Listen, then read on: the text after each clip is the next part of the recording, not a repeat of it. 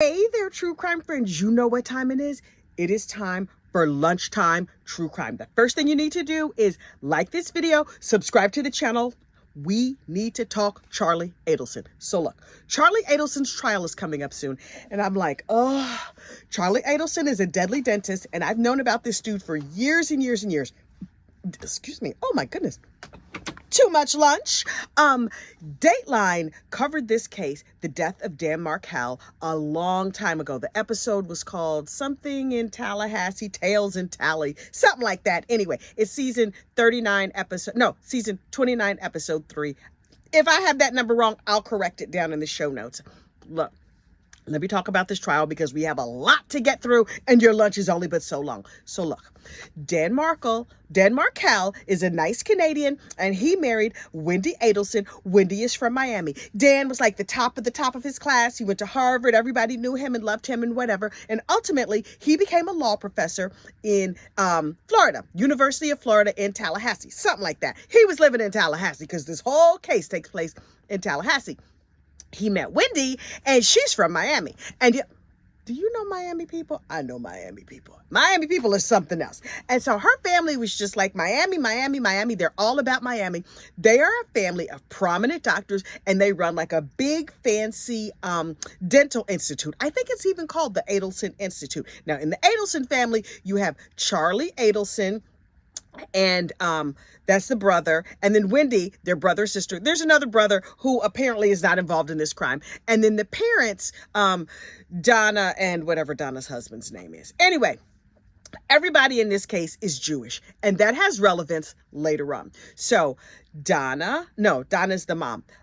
Wendy and Dan Markel meet on J-Date, a Jewish dating site. And they get together, and they're like a little bit old to get married for Orthodox Jews, but like not crazy. They weren't like in their 70s or something. She was in her late 20s. He was in his early 30s, right? So like regular marriageable age. But I guess for them, they felt like, oh no, we've waited too long. We got to get on this chop. Let's get married. Let's have some babies. Let's do the thing. Here's the thing. They didn't date that long. They were like, I like you. You like me. Let's get married. We're going to live happily ever after. So they both get jobs up in Tallahassee. In case you don't have a map or you don't know, Tallahassee is in the northern part of Florida. Miami is the way southern part of Florida. Two very different places, right? So Wendy and Danny are living up in Tallahassee. They're both working at the school. Everything is going fine. And then after they have their kids, Wendy looks around and she's like, you know what? Being married to this dude is not for me. Plus, I'd rather move back down south and be by my parents. Now, these are the kind of parents that you have to talk to 2 or 3 times a day. They all up in your business. They all up in your life. They want to know everything. And so those kind of relationships are not necessarily that good for marriage. But okay, whatever. It was what it was.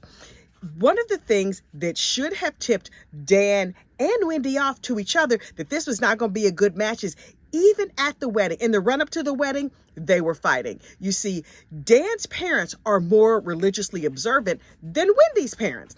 And Dan is like, all of these certain particular Jewish traditions and things are very important to me. And Wendy was like, whatever. So, which could be a problem, could not be a problem. One of the big issues was that at their wedding, on their wedding day, they told everybody, oh yes, the food is going to be kosher. This is a kosher hall. Everything is great. And so Dan was like, great, because my family keeps kosher. They're strictly observant. We want to have all the food kosher. At the wedding, they realized halfway through the meal service, the food's not kosher. Can you imagine? You think you're eating kosher food, all of a sudden it's like, oh no, there's shrimp in the egg rolls and there's this and this and that. So Dan and his family were very embarrassed, going around saying like, we're sorry, the food is not kosher. And Dan's guests were very upset. But they got over it. They went on with the wedding. After the kids were born, and Wendy decides she don't want to deal with him no more. He's too Jewish for her, and he's too this, and he's too that. And they were both attorneys. They like to argue. They were very strident. And both of them are these people who would like die on every hill. Now, if you've been married for a long time, you know. You choose your battles and you choose them wisely. These two were willing to die on every single hill. So when they decided to get divorced, it was contentious from day one, mostly over the kids. How are the kids are going to be raised? Where the kids are going to live? Wendy is like, I want to move down to South Florida to be close to my parents. And Dan was like, absolutely not. You will stay here in Northern Florida where I am, where the kids can be raised the right way and all this stuff. So Wendy's parents were like, tell him we're going to convert to Catholicism and send the kids to Christian school if he doesn't, if he doesn't change his ways and give you your way. And so Dan was just like, oh, no, you won't. So it was very scorched earth. When Wendy decided ultimately she wanted to move out, she waited till Dan was going to go on a business trip. He went on a business trip. She had everything in the apartment, moved out, and moved down to South Florida. All she left him was a mattress in the house. No other furniture, just a mattress, child, not even a sheet. And on the mattress was a stack of papers that were divorce papers. So Dan comes home. His wife is gone. His furniture is gone. Everybody's in South Florida. P.S. Wendy got a house 2 blocks from her mom and them. And so Dan was like, oh, no, what you're not going to do is take my children. So he starts all the court proceedings because he's a prominent law professor. He knows all the laws and all the people and all the things. And so they're battling back and forth in court. And finally, the court is like, Wendy, you cannot live in South Florida. You're going to get 50-50 custody. And Dan, you have to move back up to Tallahassee so the kids can be close to their father. And she's like, dang. And Dan was like, additionally, your mama, she got a big mouth and she's saying too much to my kids. Now listen, the kids were preschoolers. They were little kids, like 2 and 3 years old. Dan was like, your mama got a big mouth and she's saying too much. So what your mama's going to need to do is stay out of this and stay away from my children. And she can no longer be around my kids unsupervised. Well, listen. Wendy's mama was having no parts of that. She was like, So they were working out the agreement. They were about to have the final court settlement on what was going to happen with custody. Was Wendy going to have to move back up north? Was Donna going to have to stay away from her grandkids? And then poof, out of nowhere, Dan gets killed, shot dead there in his driveway. And Wendy was like, oh me, oh my, Dan is dead. Kids, get your bags. We going down to Miami. And so she immediately, within 4 days of his death, moved down to Miami, changed the kids' names. Now, look, they're toddlers. They know their name, but like they haven't fully learned to write it yet or whatever. Those kids quit being Markels, and started immediately being Adelsons. Wendy girl, the shade. And so she was like, yeah. Not only am I going to strip their father's name from them, in the Jewish tradition, when you have children, you name them after a family member, right? Maybe not the whole name or whatever, but like the same letter or something like that. They have 2 kids. One kid was named after Dan's family member, and one was named after one of Wendy's family members. The child who had the name after Dan's family member, they changed that name as well. Wendy girl, you going to hell with gasoline draws on. Do good Jewish people believe in hell? Unclear. But I'm saying that karma is horrible. So Wendy and her family were like, it's too bad he died. We're so sad. Okay, bye, boo, bye. I don't even think they went to the funeral. Like, maybe Wendy went. Unclear. But they weren't that sad. They weren't nearly as sad as they should have been. And then they carried themselves right on back down to Miami and started living their Miami lives without him. And for years, nobody could figure out what happened. One of the neighbors did say, though, I did see a light colored Prius driving away. So the cops did all this research and triangulation and all this stuff, trying to figure out who would kill this beloved law professor. It made no sense at all. And then finally they figured it out. This gang member, these 2 gang members, Louis and Sigfrido, one was named Tito, the other was named Tonto. The names sound too much alike. They both sound like cartoon characters. Child, what are y'all doing? Well, whatever. They were in the Latin Kings gang. The police were able to do all the triangulations and dump the towers and do all the whatever, the geofencing. And they were like, okay, this Prius is associated with this car rental. The car rental is associated with South Florida. The only area codes in South Florida from this tower dumps were these 2 or 3 phone numbers that are associated with that car. So they were able to trace this Prius back to these 2 dudes, Tito, Tonto, whatever their 2 names were, these 2 idiots. So they bring the guys in like, yo, dudes, what is happening here? And they were like, wow, what are you talking about? We got a big score. And so they were, by the time they found these dudes 2 or 3 years later, one of them was in jail on some other charges. And he was like, if you're going to make my situation better, what you want to know? Because I'm already in jail. So the gang member who was already in jail gave up the whole game. Only he didn't have all the information that would be needed to wrap up everybody. And here's the everybody else that was involved in this. in Wendy Adelson's family, her mama Donna and her daddy, whose name escapes me, and her brother Charlie had all got together and plotted and planned on this entire situation. And I guess it was a surprise for Wendy. Now listen, I personally enjoy a surprise, but a surprise murder, no thank you. I'm not about that surprise murder life. But Charlie, the brother, who was like a dentist and a playboy, and he was single. He was in his 40s. He's single. They say he lived in like a cheap place, but always drove like fancy cars. And he spent all his money on hookers and blow. You know the type. Anyway, so, he was just like, I'm out here doing the most. I'm dating all these girls. I'm doing all these different things. And he had met a girl at the club who was a bottle girl, right? She's cute and she has a cute figure and she got the bottles with the sparklers in it and making all her tip money and whatever. And they were like, okay. He was like, okay, you're looking awful good. And they started hooking up and she's like, oh, I'm a single parent. I got these 2 kids. I got a rich boyfriend. I'm living my best life.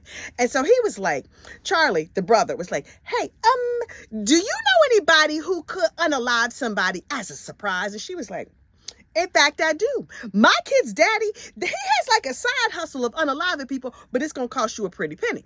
Charlie was like, I got a pretty penny. You see what I drive. You see I'm a part of this big dental practice. So I'll tell you what, for $100,000, if y'all make this dude disappear, then you be all set. And they were like, $100,000? That's more money than she'd made in a long time, possibly forever. So she's like, hey, baby daddy, come here. His name was Sigfredo. I think that was Tuto.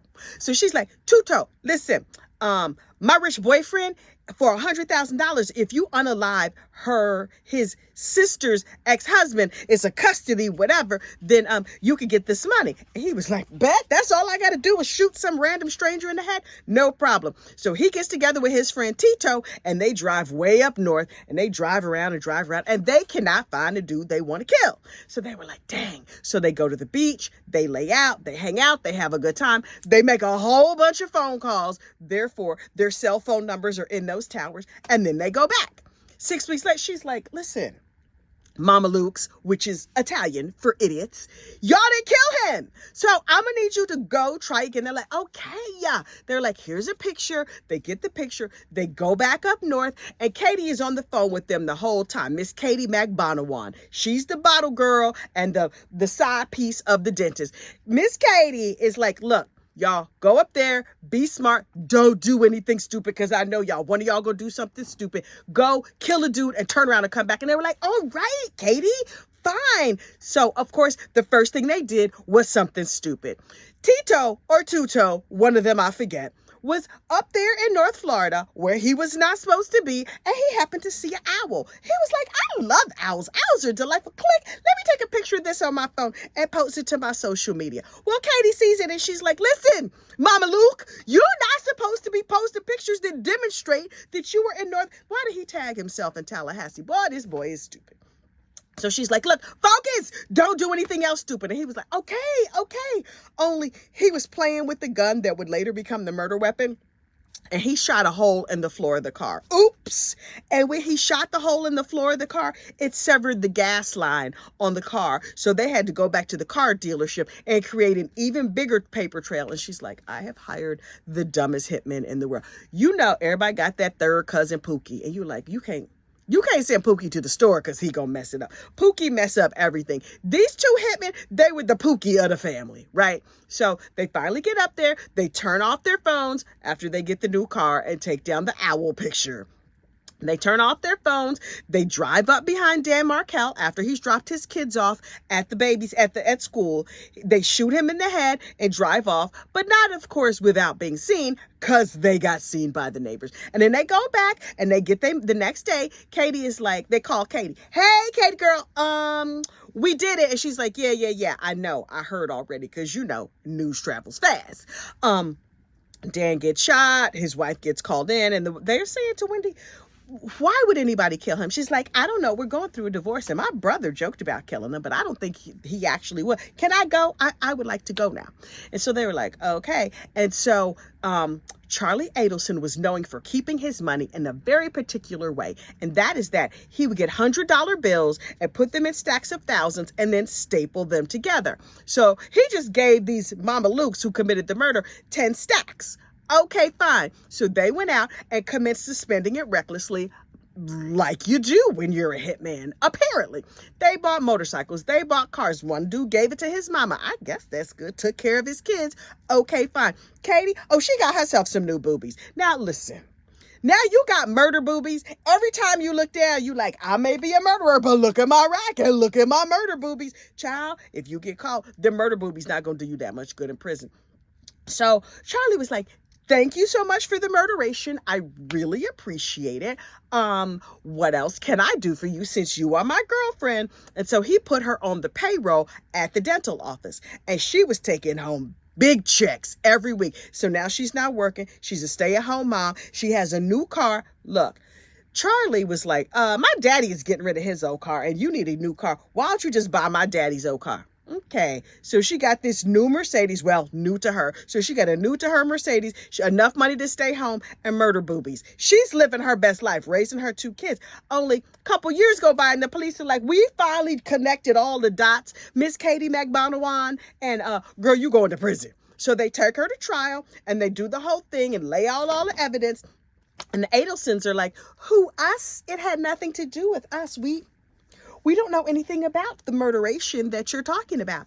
And so the trial runs and Tito and Tuto both get sent to prison for a long time. Not forever, ever, but for a long time. Katie's jury hangs because there's not quite enough evidence to get them there in terms of conviction, to get the jury there. So look, the part that the jury hung on is this. First of all, the state was like, we'll offer you a plea deal. And yes, you've been sitting in prison for 7 to 8 years. We'll let you go home to your kids if you roll over on Charlie. And she was like, nah, I'm going to roll the dice on this. I don't think y'all have the goods.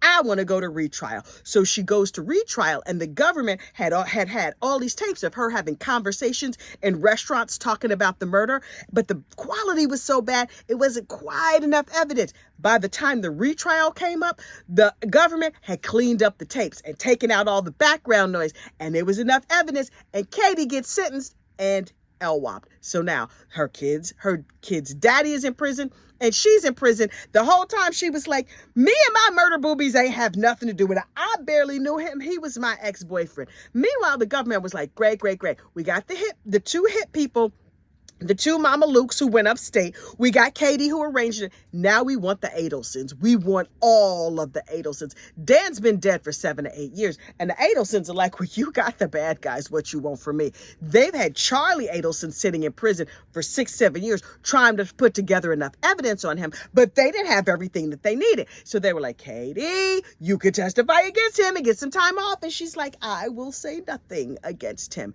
Meanwhile, they're like, okay, the government gets permission to put in a wiretap on the Charlie Adelson's phone.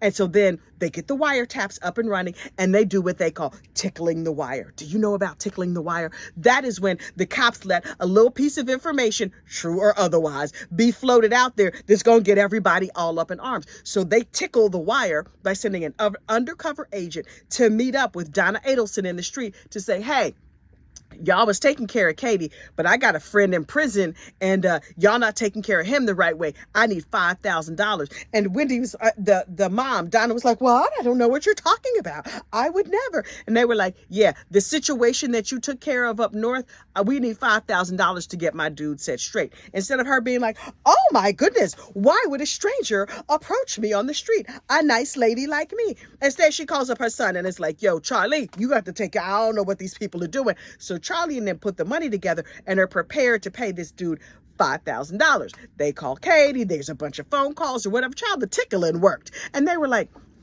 is this the cops just trying to do something to get us talking?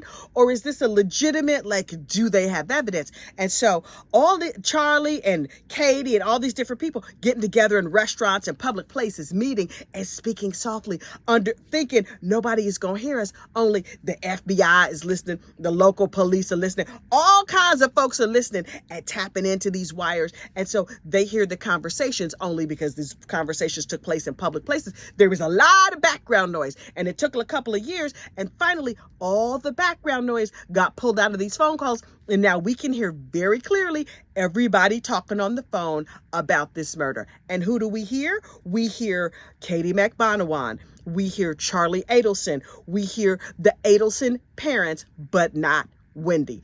Ultimately, Charlie goes to trial next. Now, there is no statute of limitations on murder. So, because all these other people have gone down, some tell me somebody gonna roll on Charlie. Charlie boo, you in trouble. Charlie, my man, you need a plea deal. You need a plea deal so bad. But he comes from a rich family. He comes from a prominent family. I'm sure he has private attorneys who will get up there and argue their behinds off. And maybe they'll be able to get Charlie off. Whether they get Charlie off or not, next up in the dock, you know, after Charlie's case is resolved, those parents, child, Mama and Daddy Adelson should have set their behinds down. But something tells me these are not good and wonderful people. Something tells me these were terrible, overbearing, a pain in the neck parents. Now, certainly you don't want your parents to go to jail. Meanwhile, Wendy is raising the kids. They're now teenagers, and they mostly have had nothing to do with Dan's side of the family. Dan's mom and daddy up there in Canada is like, we just want to see our grandkids. What is the problem? Finally, things had started to calm down, and Wendy was like, you know what? You could come to the first boys' bar mitzvah. So the grandparents were like, okay, we are going to come down from Canada, and we are going to come and go to the bar mitzvah, and we're going to be nice, and we're going to sit very still, and we're not going to cause no trouble. So they go, and the grandkids are like, who are those strangers? Oh, Dad, that dude that we only see in pictures, but you know they don't have no pictures around the house of him. They were like, okay, how you doing, Grandma and Grandpa? And then the next day, Charlie got arrested. So things have been a little tense since then. These Adelson parents thought they were helping their daughter. Honestly, they ruined everybody's life. And so it's like, they might have won that little battle, but they have ultimately lost the big war. Charlie Adelson goes to trial next week, or is it this week? Jury selection starts soon. I'm going to keep an eye out. When we have a resolution in this case, I will follow it up right here on Lunchtime True Crime. In the meantime, you can join us for our morning true crime if you become a member of this true crime channel. You can join us in the evening for bedtime check-ins. Child, well, I talk about all kinds of mess and I use all my best cuss words. I am a little bit unhinged on them check-ins. But subscribe to the channel, like this video, get a bingo card and play bingo. If you win bingo, I have prizes. Just reach out to me and let me know I got bingo, and I am happy to send you a prize. In the meantime, I will see you next time. Bye-bye.